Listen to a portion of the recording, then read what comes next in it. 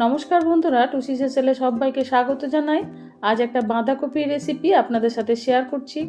এরকমভাবে যদি বাঁধাকপি রান্না করেন বন্ধুরা, গরম গরম রুটি বা পরোটার সাথে খেতে কিন্তু দারুণ লাগে। চাইলে আপনারা ভাতের সাথেও পরিবেশন করতে পারেন। রান্নার পদ্ধতি একদম ইউনিক, তবে খুব সহজ রান্না। সঙ্গে থাকুন, দেখতে থাকুন আমার আজকের বাঁধাকপির এই রেসিপি। আজকের এই রেসিপি তৈরি করার জন্য গ্যাস ওভেনে একটা কড়াই বসিয়ে দিয়ে প্রথমে দেখুন বাঁধাকপিটা আমি আগের থেকে কেটে রেখেছিলাম, কেটে ভালো করে ধুয়ে জল ঝরিয়ে রেখেছিলাম। বাঁধাকপিটা এবার দিয়ে দিয়েছি। এখানে আমি আধখানা বাঁধাকপি ব্যবহার করছি। আমার চ্যানেলে যদি নতুন এসে থাকেন বন্ধুরা, আপনাদের কাছে অনুরোধ রইল আমার চ্যানেলটিকে সাবস্ক্রাইব করে আমার পাশে থাকার। পুরনো বন্ধুরা তো পাশেই আছেন, নতুন বন্ধুদের আমার পাশে থাকার অনুরোধ জানাই। পরিমাণ মতো লবণ দেখুন বাঁধাকপির মধ্যে দিয়েছি। এবার এটাকে একবার উল্টে পাল্টে নাড়িয়ে দিয়ে ঢাকা দিয়ে এটাকে রান্না করে নেব লো টু মিডিয়াম হিটে প্রায় 5 থেকে 7 মিনিটের জন্য। আর এই লবণ দেওয়াতে বাঁধাকপি থেকে একটু জল ছাড়তে শুরু করবে, সেই জলেই কিন্তু বাঁধাকপিটা খুব ভালোভাবে সেদ্ধ হয়ে যাবে। আলাদাভাবে কিন্তু জল দেওয়ার কোনো প্রয়োজন নেই। 5-7 মিনিট পরে ঢাকনাটা খুলে দিয়েছি। বাঁধাকপি দেখুন একদম ঝরঝরে হয়েছে। ঠিক এইরকমভাবেই ঝরঝরে করে বাঁধাকপিটাকে কিন্তু নামাতে হবে, একদম শুকনো করে। এরপরে কড়াইটা ধুয়ে আরও একবার বসিয়ে দিয়ে দেখুন একটা ভাজা মশলা লাগবে এই রেসিপিতে, সেটা রেডি করে নিয়েছি 2 চা চামচ মতো ধনে। সেই সঙ্গে দিয়ে দিচ্ছি এখানে হাফ টিস্পুন মতো 5 ফোড়ন, দিয়ে দিচ্ছি একটা শুকনো লঙ্কা। ফোড়নটাকে একটু ভালো করে ভাজতে হবে। অবশ্যই ধনে কিন্তু ব্যবহার করবেন এই রেসিপিতে বন্ধুরা, দুর্দান্ত স্বাদ হবে রেসিপি।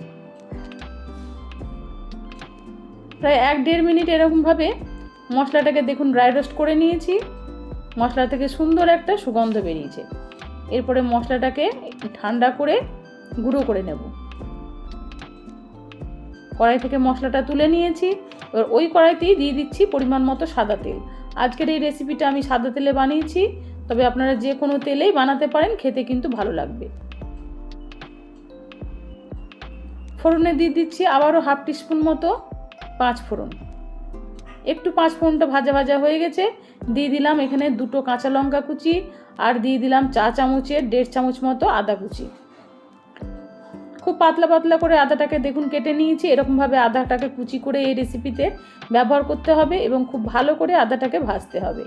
আদাটা বেশ কিছুক্ষণ একটু ভেজে নিয়েছি, আদার কালারটা চেঞ্জ হয়ে গেছে। দিয়ে দিলাম এখানে 8-10 কোয়া রসুন, একটু থেঁতো করে শিলনোড়ায় একটু থেঁতো করে নিয়েছি। কুচি না করে রসুনটা একটু থেঁতো করে ব্যবহার করবেন বন্ধুরা, তাহলে খাওয়ার সময় 2-1টা রসুন মুখে পড়লে খেতে কিন্তু খুব ভালো লাগবে। ভালো করে রসুন আর আদাটাকে দেখুন ভেজে নিয়েছি। এরপরে আগের থেকে আমি কেটে রেখেছিলাম একটা মিডিয়াম সাইজের আলু, একটু লম্বা করে পাতলা করে দেখুন কেটে নিয়েছি, ঠিক যেরকমভাবে আলু ভাজা আমরা কাটি ঠিক সেরকমভাবে।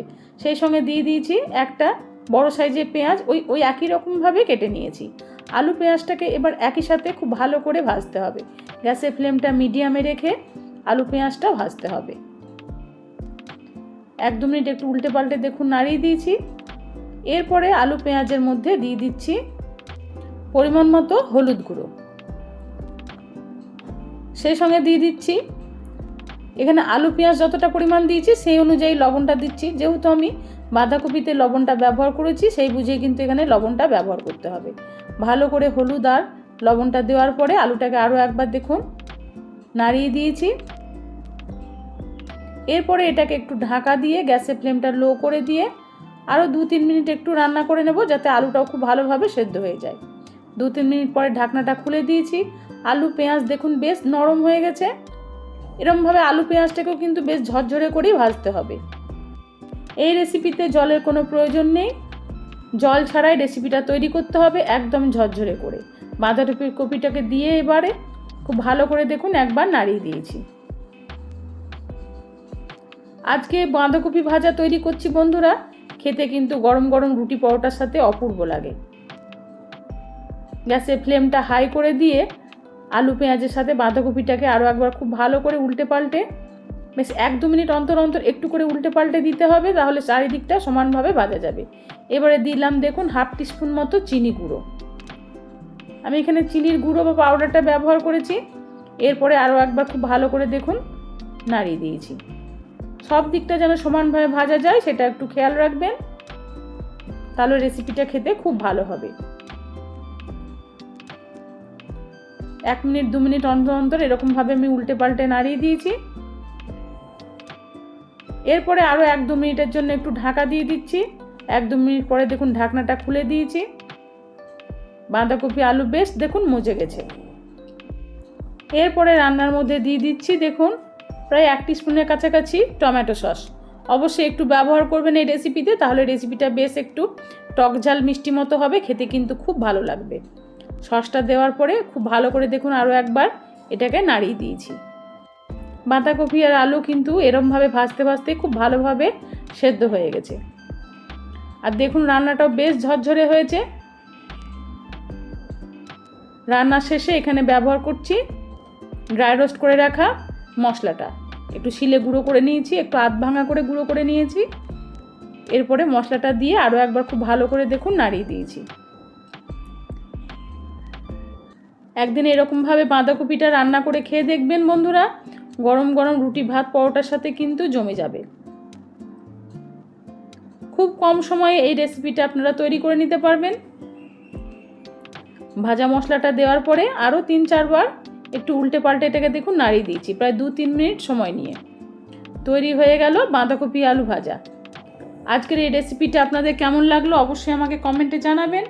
ভালো লেগে থাকলে লাইক শেয়ারের জন্য আপনাদের কাছে অনুরোধ রইল। নিজেদের প্রিয়জন বন্ধুবান্ধবদের কাছে রেসিপিটি শেয়ার করে দিয়ে তাদের দেখার সুযোগ করে দিন।